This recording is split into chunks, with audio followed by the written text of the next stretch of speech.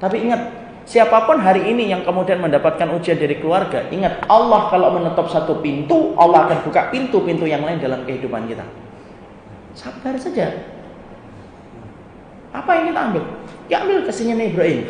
Nabi Ibrahim itu kemudian mendapatkan ujian dari bapaknya. Tapi ketika kemudian beliau mendapatkan ujian dari bapaknya itu apa? Allah berikan ganti. Allah ketika menutup satu pintu, Allah buka pintu-pintu yang lainnya.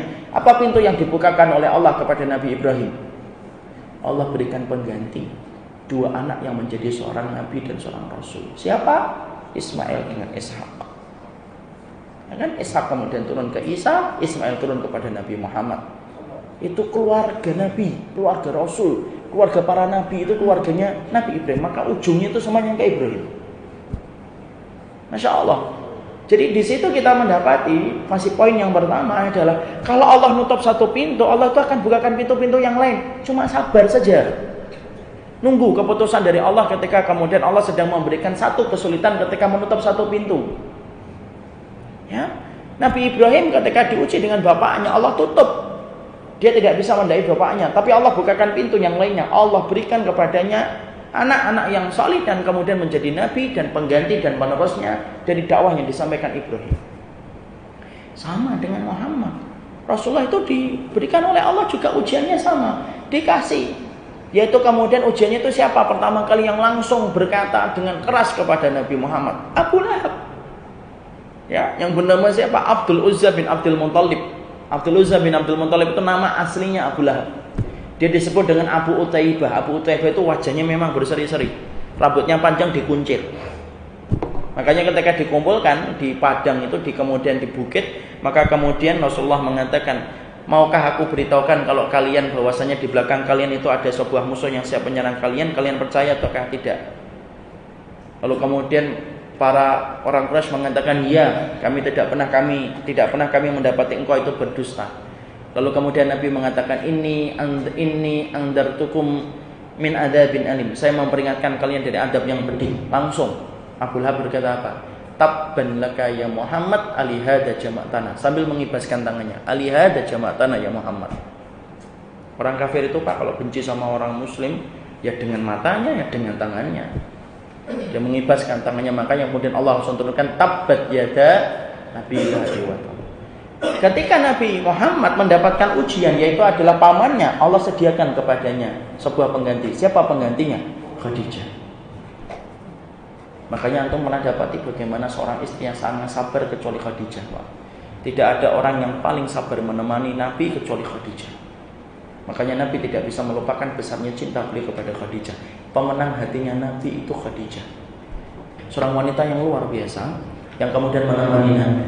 Sampai kemudian hartanya yang dia miliki habis untuk menemani dakwahnya Rasul. Bahkan kemudian saat itu Nabi Muhammad melakukan pekerjaan yang tidak lazim dilakukan oleh laki-laki pada zaman itu. Apa? Kerjaannya Nabi ke puncak gunung untuk tahannus. Tahannus dia di puncak-puncak gunung. Pulang-pulang pagi. Dan itu tidak lazim dilakukan oleh laki-laki pada zaman itu. Tapi Masya Allah ya, Khadijah tidak pernah keluar satu kata patah pun ketika dia kemudian merasa keberatan dengan apa yang dilakukan oleh Nabi Muhammad. Sampai kita dapati Nabi Muhammad pernah turun dalam keadaan gemeter, kemudian dengan begitu lembutnya Khadijah menyelimuti Nabi Muhammad. Masya Allah. Coba kalau wanita Pak hari ini, tuh kan, pulang-pulang gemeter, makanya malam-malam ngapain itu kemudian terjadi kepada Ibunda Khadijah.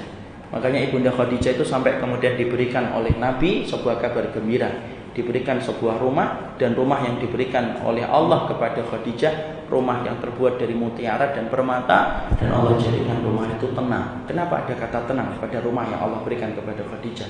Untuk menggantikan keributan yang dirasakan oleh Bunda Khadijah ketika dia menemani Rasulullah di dalam dakwah.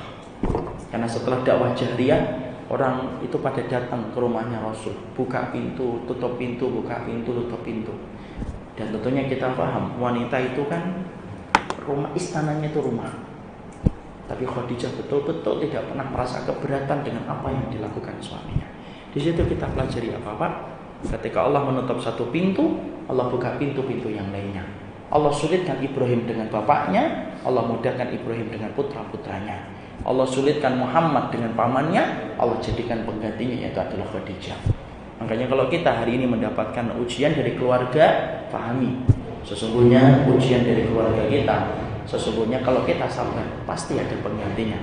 Entah penggantinya kita mendapatkan komunitas masjid yang enak buat kita datang, mungkin kita mendapatkan gantinya dari kemudian teman-teman yang baik dan memperhatikan kita, mungkin kita mendapatkan penggantinya dari paman-paman kita yang dulunya tidak terlalu senang dengan kita. Tapi yang jelas kalau Allah menutup satu pintu, Allah akan bukakan banyak pintu yang lainnya.